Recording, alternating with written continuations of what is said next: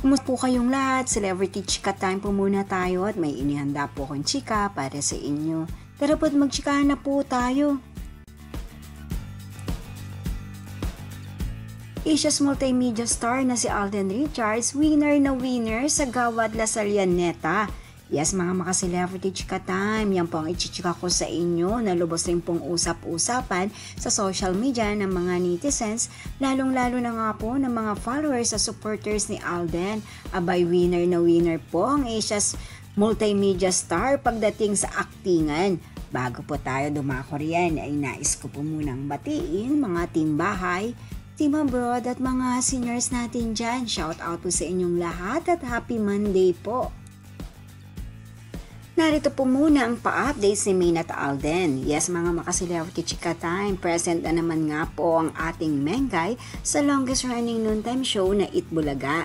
Tunay naman nga pong unlimited happiness na naman ang hatid-hatid ni Mengay sa kanyang mga followers at supporters, lalong-lalo na sa mga Itbulaga fanatics.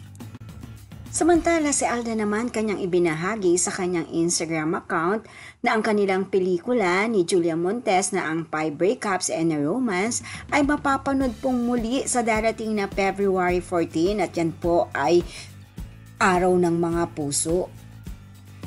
Dumako na nga po tayo sa pinakasentro ng ating talakayan. Ayan nga po't inilabas na ng The 6 Gawad La Salianeta Awards kung sino po ang nanalo bilang Most Outstanding Film Actor at iyan nga po ay walang iba kundi si Alden Richards o ang Asia's multimedia star.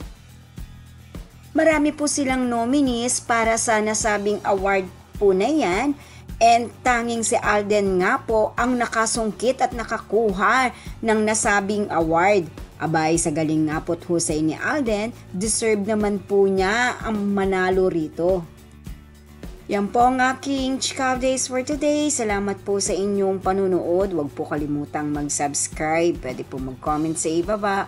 Basta't wag lamang po harsh o nakakasakit sa isa't isa. Salamat po muli. Spread love, not hate.